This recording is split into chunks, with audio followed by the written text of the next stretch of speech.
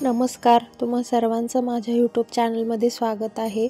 आजच्या व्हिडिओमध्ये आपण श्री नवनाथ भक्तिसार ग्रंथातील अध्याय क्रमांक 30 आणि 31 यांचा संपूर्ण मराठी सारांश ऐकणार आहोत।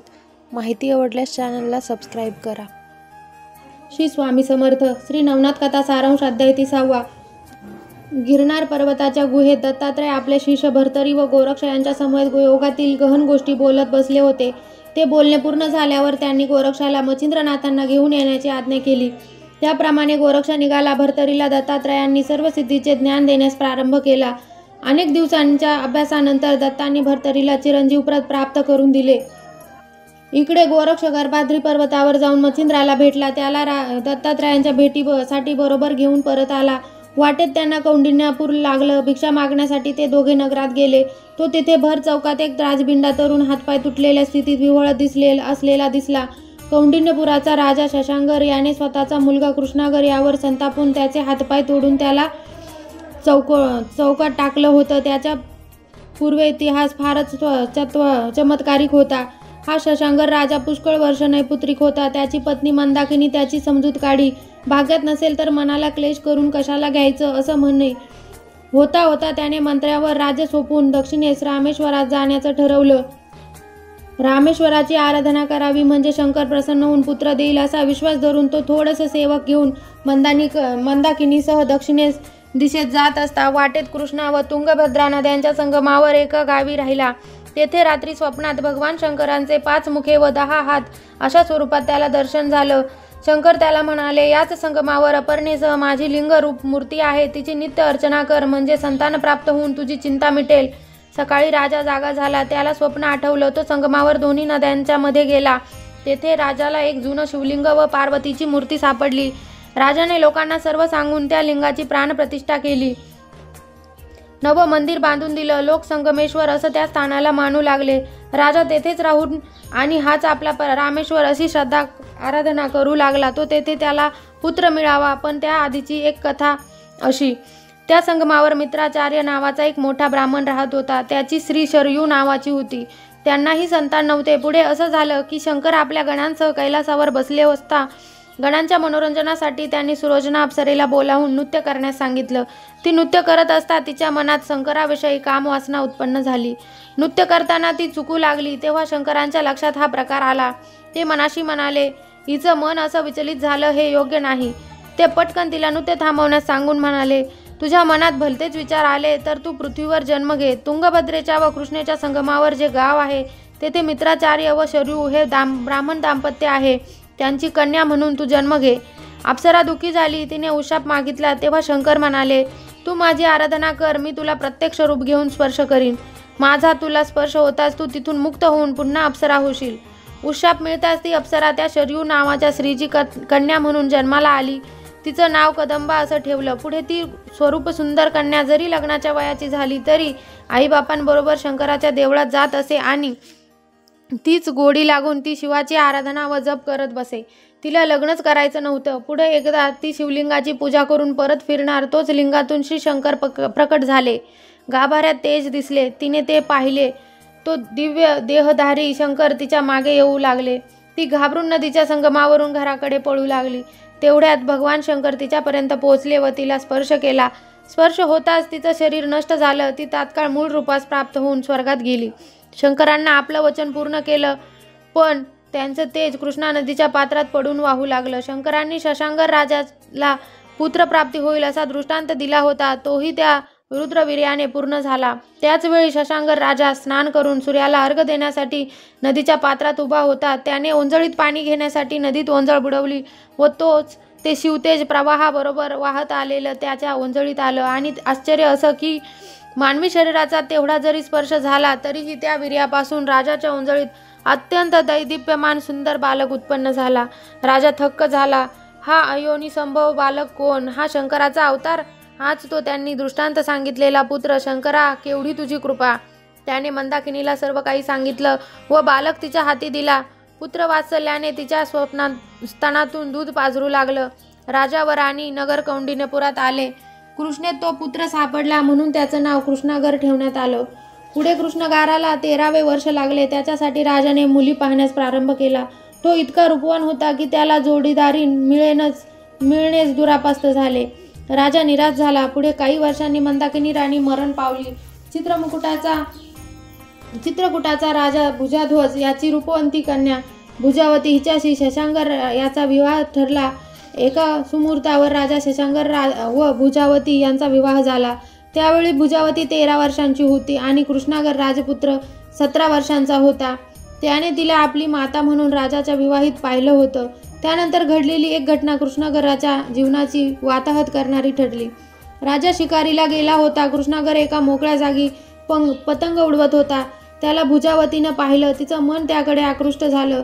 दासीला सांगून तिनं त्याला बोलावून घेतलं. पतंगाचा दोरा मित्राच्या हाती देऊन तिला भेटण्यासाठी तो आला. तिने दासीला दूर जायला खुनीनं सांगितलं. स्वतः ती महालात शिरली. कशासाठी बोलावलं मला असं विचारित कृष्णागर आत आला. ती काहीच न बोलता कावरी बावरी होऊन त्याच्या अप्रतिम सौंदर्याकडे टक लावून पाहू लागली. जो जरासा चमकला. आत एकांत आहे असं पाहून भुजावतीने कृष्णागाराजवळ आपला मनोविकार उघड केला व प्रेम याचना केली. हे काय आई, हे पाप आहे. तू माझी माता म्हणून या राज्याची स्वामिनी म्हणून या राजवाड्यात आली आहेस. छे छे, काय अधपात हा. असं म्हणून कृष्णागर तडकाफडकी तिथून गेला. तो आपला सावत्र मुलगा आहे हे तिला आधी माहीत नव्हतं.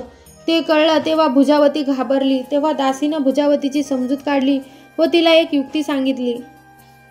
श्री स्वामी समर्थ. श्री नवनाथ भक्ती कथा सारांश अध्याय 31. दासी भुजावतीला म्हणाली, तू भिवू नको. ईश्वराची करणी अघटित आहे.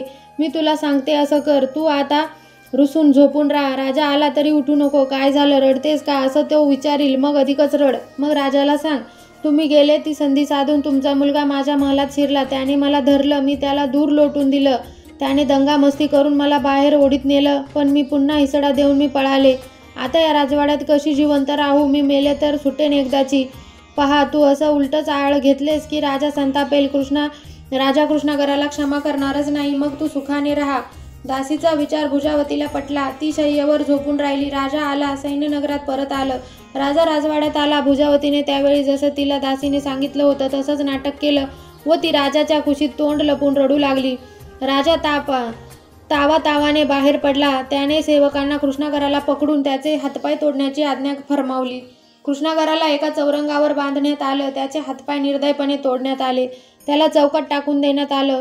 तो दुःख सहन न होऊन विव्हळू लागला. त्याच्या तोंडाला फेस आला. डोळ्यापुढे अंधार पसरला. नागरिक ते भयंकर दृश्य पाहायला येत होते.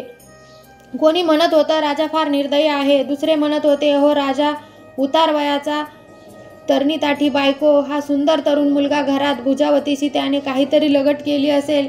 हजारो लोक हळहळत होते. गोरक्ष व मच्छिंद्र हे सर्व पाहत होते. मच्छिंद्रनाथ गोरक्षनाथाला म्हणाले, आपण राजाकडून याला घेऊन जाऊ. या कृष्णागराला चौरंगीनाथ करू. हा या चौरंगी सिद्ध झाला की त्याच्या हातून राजा व भुजावती यांना अद्दल घडू. असं ठरून ते दोघे राजाकडे निघाले. मच्छिंद्रनाथ व गोरक्षनाथ दोघेही राजसभेत शिरले. त्यांना जो राग आलेला होता तो बाहेर मुळीच दिसत नव्हता. राजाने त्यांचे फार आदराने स्वागत केलं. मग राजाने त्यांना विचारले, काय हेतूने येणं केलं. मच्छिंद्र म्हणाला, राजा एक लहानसं काम आहे. तू आमचा शब्द मानणार असलास तर सांगतो. राजाने ते पत्कारलं व मच्छिंद्र म्हणाला, आज तुमच्या या कौंडिन्यपुरात भर चौकात आम्ही एक विलक्षण दृश्य पाहिलं. कृष्णागर हा तुमचाच पुत्र हातपाय तोडलेल्या अवस्थेत तिथे एका चौरंगाला बांधून ठेवला आहे. नाथ महाराज त्याचं काय. राजाने विचारले. मच्छिंद्र म्हणाला, तो आम्हाला दे. आम्ही तो घेऊन जातो. ते ऐकताच राजाची सुप्त भीती नाहीशी झाली. तो खदखदा हसून म्हणाला, पण तो तुमच्या काय उपयोगाचा. हातपाय नाही त्याला. त्याची तुम्ही सेवा करणार की तो तुमची सेवा करणार. ती पंचायत तुला नको. चढ्या आवाजात मच्छिंद्र म्हणाला. राजा शहाणा होता. कृष्णागर दृष्टीआड झाला तर त्याच्या दृष्टीने चांगलंच झालं असतं. तो म्हणाला, बरं तर तुम्ही काहीही करा. तुम्ही कृष्णागराला घेऊनच जा. काही हरकत नाही. त्याचं पुढं काय झालं, त्याला कुठे नेला ही चौकशी पण तू करू नकोस. आम्ही काय ते योग्यच करू. गोरक्ष उठत म्हणाला. राजाने सेवकांना त्यांच्याबरोबर जाण्याची आज्ञा दिली. ते दोघे चौकात आले. सेवकांनी चौरंगावरून दोऱ्या सोडून कृष्णागराला सोडवलं. भोवती शेकडो लोकांची गर्दी झाली होती. पण आपल्या मुलाला गोसाव्याच्या ताब्यात देतोय हे पाहून लोक जे तोंडाला येईल ते बोलत होते. पण त्या दोघांनी कृष्णागराला उचलून आणि हळूहळू नगर सोडून ते बाहेर गेले. प्रथम त्याच्या हातपायांच्या वाहत्या जखमावर त्यांनी झाडपाल्यांच्या पट्ट्या बांधल्या. त्याचे तोंड धुतले. गोरक्षाने मायेने त्याला फळं खायला घातली. तो भरवू लागला तेव्हा कृष्णागराच्या हृदयात कालवा कालव होऊन तो रडू लागला. 2-4 दिवसातच या नव्या सहवासाची गोडी चौरंगीला लागली. हे योगी आहेत, सिद्ध आहे, पण सामान्य माणसापेक्षा किती सरळ, निष्कपट, प्रेमळ आहे याचा अनुभव घेऊन तो तशा पराधीन अवस्थेतही सुखावला. आपण कपटी माणसांच्या दुष्ट सहवासातूनही एवढ्यावरच सुटलो असं त्याला वाटू लागलं. त्याचे हातपाय गोरक्ष नवेही फुटू शकला असता, पण त्याच्या त्या स्थितीमुळेच काहीतरी कार्य करून घ्यायचं होतं, त्यामुळे त्याचं शरीर तसंच राहिलं. पुढे त्यांनी चौरंगीला बद्रिकाश्रमात शिवमंदिरात जरा वेळ ठेवलं आणि दोघांनी एक गुहा शोधून काढली. ती गुहा वरून खाली खोल होती. या गुहेत चौरंगीची परीक्षा घ्यावी असं ठरून चौरंगीला दोघांनी उचललं, गुहेत ठेवलं व वर शिळा ठेवली. त्याला सांगितलं, तू जोपर्यंत या शिळेवर कायम नजर रोखून ठेवशील तोपर्यंत तुझ्या खाण्याची व्यवस्था करून जातो. मी एक मंत्र सांगतो, तो म्हणत राहा. मंत्राचा अर्थ लक्षात घे, जप कर. भूक भागवण्यासाठी फळे खा. जीव जगवण्यासाठी दृष्टी अविचलित ठेव. हे सर्व गोरक्षानं सांगितलं. त्याच्या कानात मंत्र सांगितला. मग दोघे गुहेच्या बाहेर पडले. आम्ही तीर्थ पाहून लवकर येतो असं त्यांनी त्याला सांगितलं होतं. मग गोरक्षाने चामुंडेला आवाहन करून रोज चौरंगासमोर मधुर फळं ठेव असं सांगितलं. ते निघून गेले व गिरनार पर्वतावर जाऊन दत्तात्रयांना भेटले. इकडे गुहेत चौरंगाची फारच केविलवाणी अवस्था झाली होती. चामुंडा फळे आणून ठेवी, पण तो शिळेवर लावलेली दृष्टी काही दूर करू शकत नव्हता. न जाळो शिळा सुटली नि आपण मेलो तर, या भीतीने त्याने फळं खाल्लीच नाही. स्वतःला हात नव्हते तेव्हा खाली वाकून तोंडानंच फळे खावी लागणार. ते करावं तर शिळा डोक्यावर पडणार, त्यामुळे तो बिचारा पूर्ण उपाशीच राहिला. जप मात्र अखंड चालला होता. आपलं चित्त, बुद्धी व अंतःकरण त्यानं विचलित होऊ दिलंच नाही. त्याचं रक्त आटलं, रस गेला, मांस वाळत गेलं, हाडे व त्वचा तेवढी राहिली. चामुंडा सूक्ष्म रूपात येऊन जात असे, पण ती आज्ञेशिवाय त्याला फळे भरू शकत नव्हती. चौरंगी अतिशय क्षीण झाला. त्याच्या शरीराभोवती वारूळ झालं, पण जपध्वनी चित्तात उदय पावत होता. तेवढ्याच धुगधुगीवर तो सतत त्या मुंग्या मंत्राचा सूक्ष्म जप करत राहिला. शरीर काष्ठवत झालं होतं, पण तरीही शिळेवरची दृष्टी, चित्तात जप हे चालूच होतं. आजच्या अध्यायातील कथा जर आवडली असेल तर व्हिडिओला लाईक करा, शेअर करा, कमेंट करा आणि सर्वात महत्त्वाचं म्हणजे चॅनलला सबस्क्राईब करा. धन्यवाद. श्री स्वामी समर्थ. ओम नमो आदेश.